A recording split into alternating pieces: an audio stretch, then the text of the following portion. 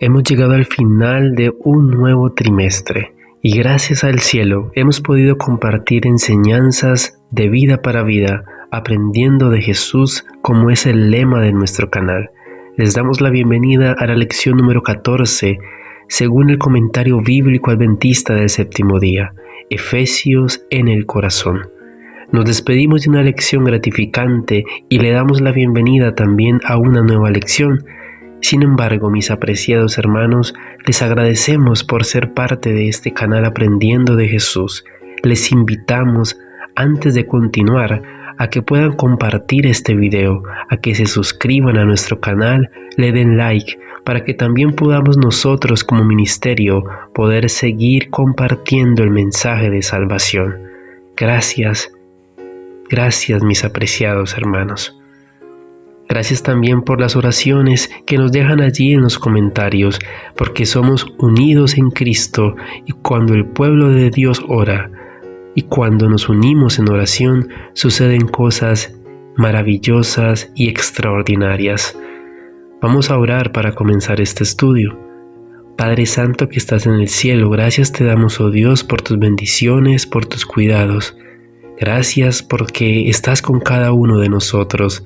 Gracias porque nos cuidas, gracias porque nos proteges y gracias, oh Dios, porque cada día nos demuestras tu infinito amor. En este momento queremos pedirte por tu sabiduría, por tu entendimiento, para que podamos comprender y entender lo que hoy deseas enseñarnos. En Jesús, amén.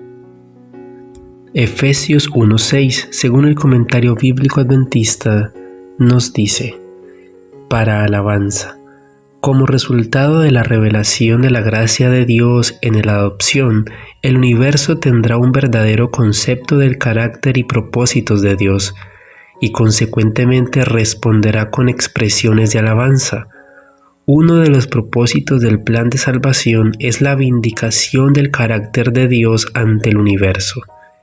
Gloria de su gracia. La abundancia y plenitud de la gracia divina es un tema sobresaliente en esta epístola, el cual es presentado como el motivo principal de confianza y esperanza. Sobre el concepto de gracia, ver Romanos 3:24.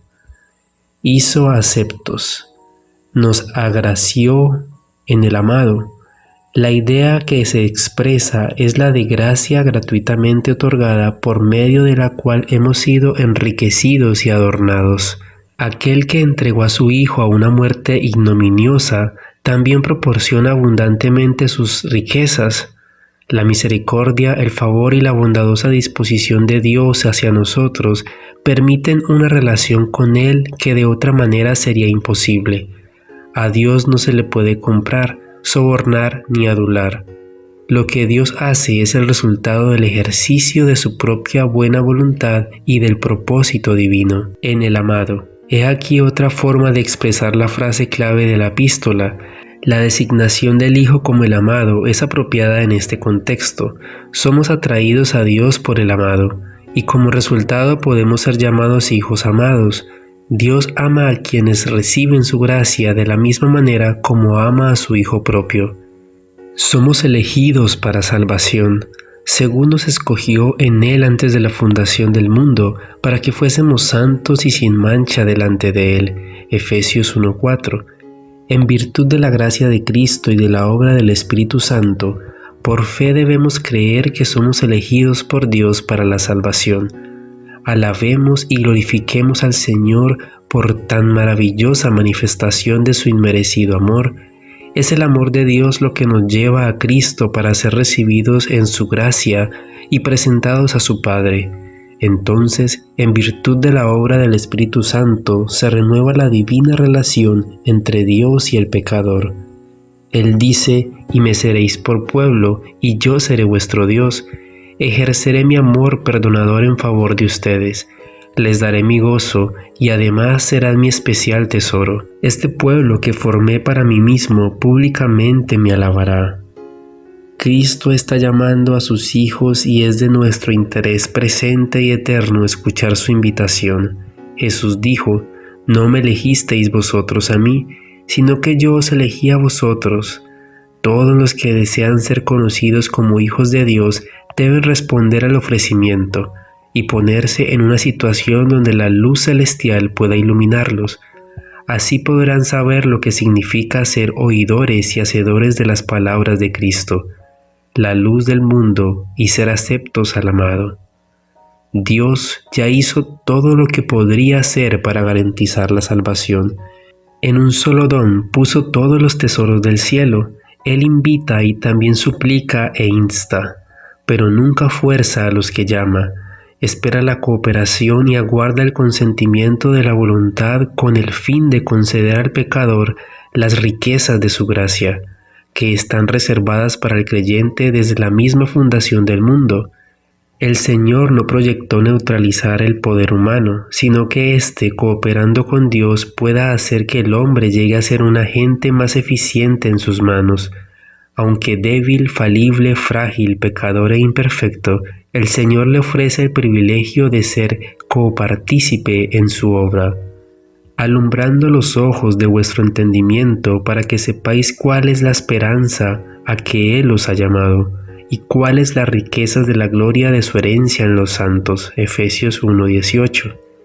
El apóstol Pablo suplica para que el Dios de nuestro Señor Jesucristo, el Padre de la gloria, os dé espíritu de sabiduría y de revelación en el conocimiento de Él, alumbrando los ojos de vuestro entendimiento para que sepáis cuál es la esperanza a que Él os ha llamado y cuáles las riquezas de la gloria de su herencia en los santos, grandeza de su poder para con nosotros los que creemos, según la operación del poder de su fuerza. Sin embargo, la mente primero debe adaptarse a la naturaleza de la verdad a ser investigada. Los ojos del entendimiento también tienen que ser iluminados. Además, el intelecto y el corazón deben ponerse en armonía con Dios, que es la verdad. El que contemple a Cristo con los ojos de la fe no verá gloria en sí mismo, por cuanto la que refleje su mente y corazón corresponderá a la gloria del Redentor. Siendo que la expiación fue realizada por su sangre, el gozo de la liberación del pecado conmoverá su corazón con gratitud. Al ser justificado por Jesús, el receptor de la verdad recibe el impulso de rendirse totalmente a Dios y solo entonces es admitido en la escuela de Cristo, para aprender del que es manso y humilde de corazón. Al difundirse el conocimiento del amor de Dios en el corazón, el creyente exclama: ¡Oh, qué amor! ¡Qué condescendencia! Apropiado de las ricas promesas de fe, llega a ser participante de la naturaleza divina. Al vaciarse el corazón del yo, las aguas de vida fluyen hacia el interior y entonces la gloria del Señor brilla en él. Mediante la continua contemplación de Cristo, lo divino asimila lo humano. Así es como el creyente es transformado a su semejanza. Por tanto, nosotros todos, mirando a cara descubierta como un espejo la gloria del Señor, somos transformados de gloria en gloria, de un carácter a otro, en la misma imagen como por el Espíritu del Señor. El carácter humano se transforma a la semejanza divina. Son los ojos espirituales los que pueden discernir esta gloria. Permanece velada, encubierta en el misterio, hasta que el Espíritu Santo imparte discernimiento al creyente. Debemos tener la necesidad de contemplar las cosas celestiales, pero Dios juntamente con Él nos resucitó y asimismo nos hizo sentar en los lugares celestiales con Cristo Jesús. Efesios 2, 4 y 6. Si recordáramos siempre los trascendentales acontecimientos que pronto han de ocurrir, no seríamos tan débiles de carácter. Sentiríamos que estamos viviendo en la presencia de Dios y asombrados y atónitos atenderíamos la orden: estad quietos y conoced que yo soy Dios. Oh, ¿cuándo nos daremos cuenta del verdadero valor de la obra e intercesión de nuestro Salvador?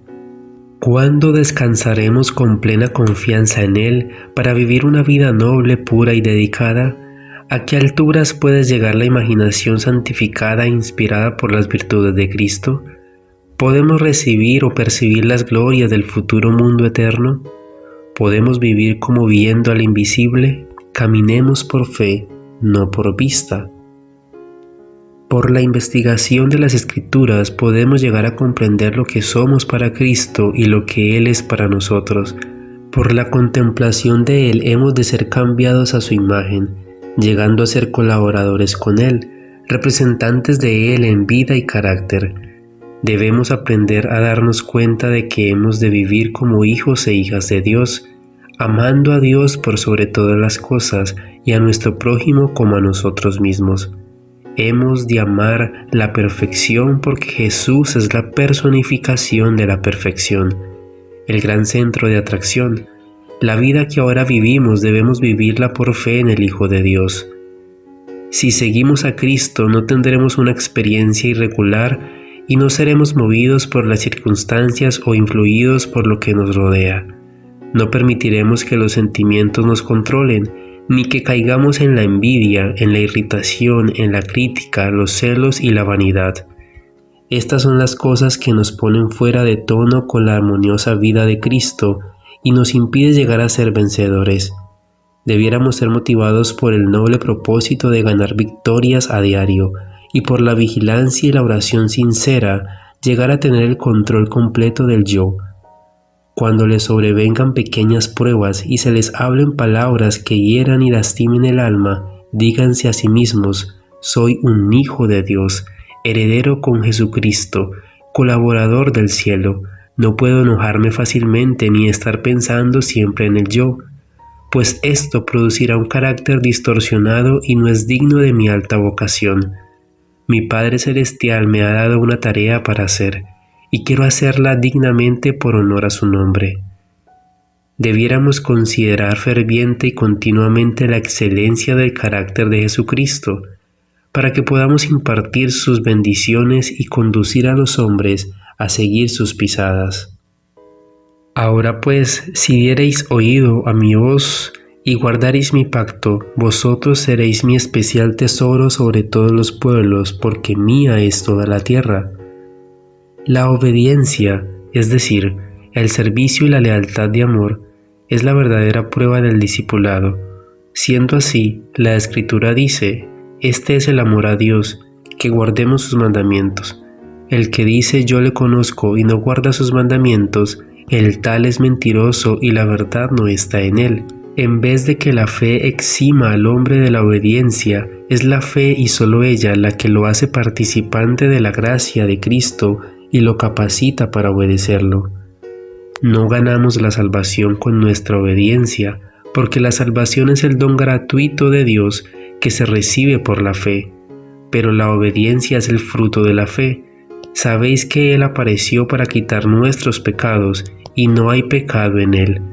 Todo aquel que permanece en Él no peca.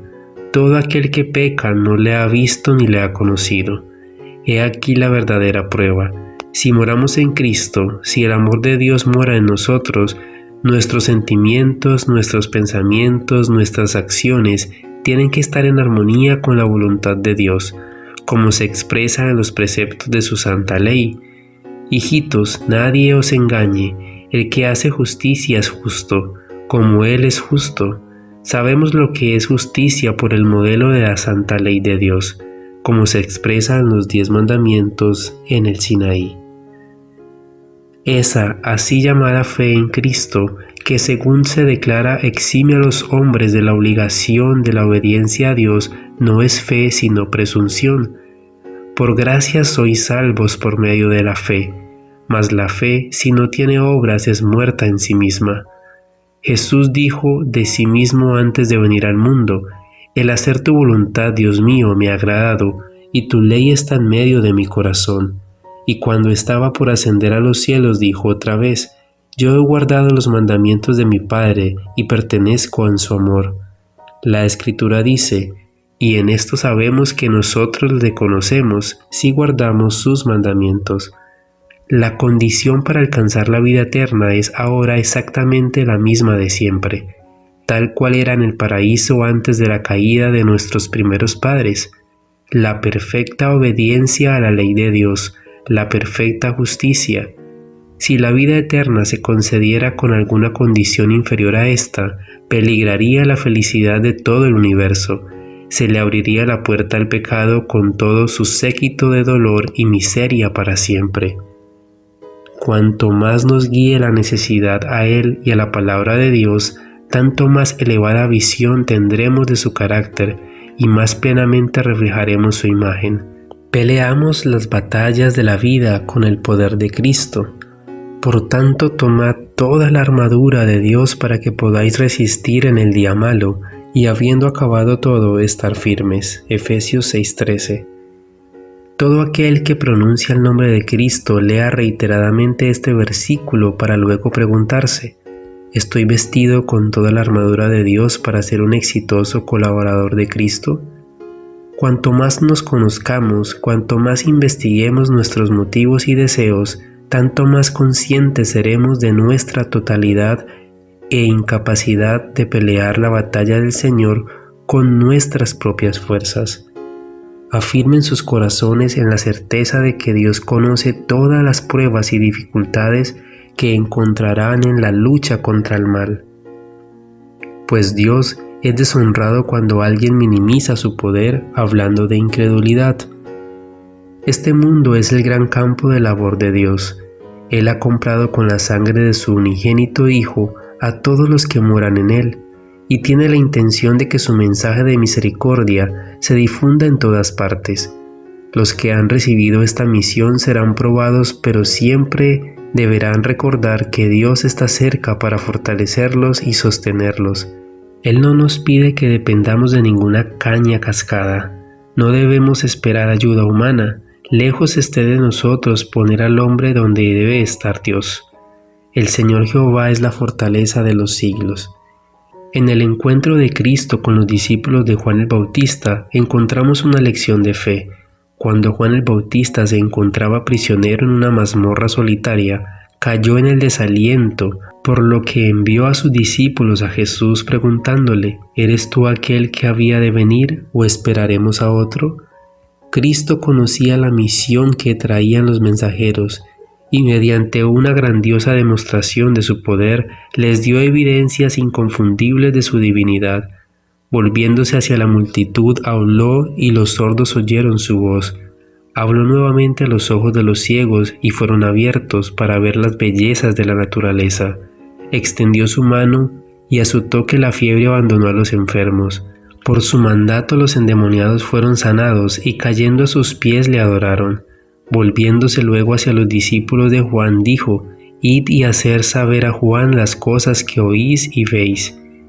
El mismo Jesús que realizó aquellas obras poderosas es hoy nuestro Salvador y está dispuesto a manifestar su poder en nuestro favor como lo hizo en favor de Juan el Bautista. Cuando estemos rodeados por circunstancias adversas, asediados por dificultades que parecen imposibles de vencer, no debemos murmurar, sino recordar la amante benevolencia del Señor en lo pasado.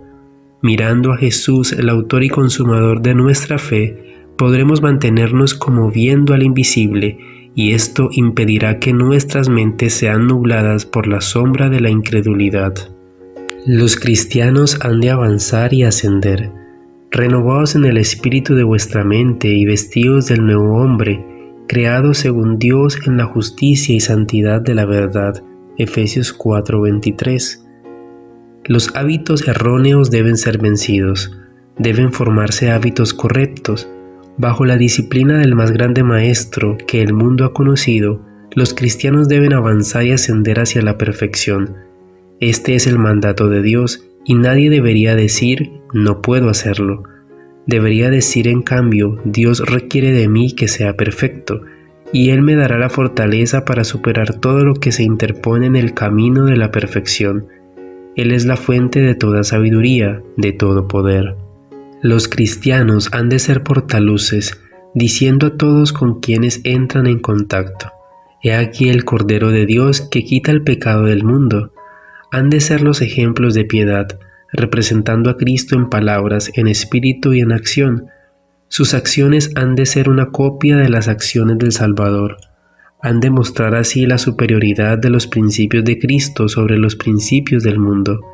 Han de obrar en un plano de acción más elevado que el de quienes no son cristianos.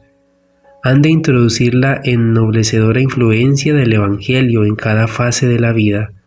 Su pureza y utilidad han de ser una fuente de luminosidad para los demás. El mundo ha establecido normas que se ajustan a las inclinaciones de corazones no santificados, pero esta no es la norma de los que aman a Cristo. El Redentor los ha escogido del mundo y les ha dejado su vida impecable como modelo. Quiere que ellos se eleven por encima de toda vulgaridad de palabras o acción. Ceñid los lomos de vuestro entendimiento, sed sobrios, y esperad por completo en la gracia que se os traerá cuando Jesucristo sea manifestado. Como aquel que os llamó es santo, sed también vosotros santos en toda vuestra manera de vivir, porque escrito está, sed santos, porque yo soy santo. Estas palabras han de ser creídas y practicadas. Los cristianos han de ser superiores en sabiduría, en conocimiento, en habilidad, porque creen en Dios y en su poder. El Señor desea que alcancen el peldaño más alto de la escalera para que puedan glorificarlo. Él tiene tesoros de sabiduría de los cuales ellos se pueden proveer. El verdadero cristiano obtiene una experiencia que lleva a la santidad. La luz de la verdad alumbra su entendimiento. Un destello de amor por el Redentor disipa la nube que se ha interpuesto entre su alma y Dios. La voluntad de Dios, pura, elevada y santificada, llega a ser su voluntad. Su rostro manifiesta la luz del cielo. Su cuerpo es un templo apropiado para el Espíritu Santo. La santidad adorna su carácter. Dios puede comulgar con él, porque el alma y cuerpo están en armonía con los principios del cielo. La fe es un escudo para toda el alma. Sobre todo, tomad el escudo de la fe, con que podáis apagar todos los dardos de fuego del maligno. Efesios 6:16. La fe significa confiar en Dios, creer que nos ama y sabe mejor qué es lo que nos conviene. Por eso nos induce a escoger su camino en lugar del nuestro. En vez de nuestra ignorancia, acepta su sabiduría, en vez de nuestra debilidad, su fuerza, en vez de nuestra pecaminosidad, su justicia. Nuestra vida, nosotros mismos, ya somos suyos. La fe reconoce su derecho de propiedad y acepta su bendición. La verdad, la justicia y la pureza han sido señalados como los secretos del éxito en la vida. Es la fe la que nos pone en posesión de estos principios. Todo buen impulso o aspiración es un don de Dios. La fe recibe de Dios la única vida que puede producir desarrollo y eficiencia verdaderos. Se debería explicar claramente cómo se puede ejercer fe. Toda promesa de Dios tiene ciertas condiciones. Si estamos dispuestos a hacer su voluntad, toda su fuerza nos pertenece. Cualquier don que nos prometa se encuentra en la promesa misma. La semilla es la palabra de Dios. Tan ciertamente como se encuentra la semilla del roble en la bellota, se encuentra el don de Dios en su promesa. Si recibimos la promesa, recibimos el don. La fe que nos capacita para recibir los dones de Dios es en sí misma un don del cual se imparte una porción a cada ser humano. Aumenta a medida que se la usa para asimilar la palabra de Dios. A fin de fortalecer la fe debemos ponerla a menudo en contacto con la palabra. Al estudiar la Biblia, el estudiante debería ser inducido a ver el poder de la palabra de Dios. En ocasión de la creación, Él dijo y fue hecho, Él mandó y existió. Considerada en su aspecto humano, la vida es para todos un sendero desconocido. Es un camino por el cual, en lo que a nuestras más íntimas experiencias se refiere, andamos solos. Ningún otro ser humano puede penetrar plenamente en nuestra vida íntima. Al emprender el niño ese viaje en el cual tarde o temprano deberá escoger su curso y decidir las consecuencias de la vida para la eternidad, cuán ferviente debería ser el esfuerzo hecho para dirigir su fe al guía y ayudador infalible. Como escudo contra la tentación e inspiración para ser puros y sinceros, ninguna influencia puede igualar a la de la sensación de la presencia de Dios. Todas las cosas están desnudas y abiertas a los ojos de aquel a quien tenemos que dar cuenta. Muy limpio eres de ojos para ver el mal, ni puedes ver el agravio. Este pensamiento fue el escudo de José en medio de la corrupción de Egipto. Su respuesta a los atractivos de la tentación fue firme. ¿Cómo pues haría yo este grande mal y pecaría contra Dios? La fe, si se la cultiva, será un escudo para toda el alma. Gracias Dios porque nos das este mensaje, porque la fe, oh Dios, y porque el mensaje de Efesios nos lleva a inspirarnos, a motivarnos y a reflexionar de lo que debemos hacer para poder alcanzar la salvación. Ya todo está hecho de tu parte, oh Dios, y es nuestro deber y nuestra decisión aceptarlo, seguirlo y ponerlo en práctica. En Jesús. Amén.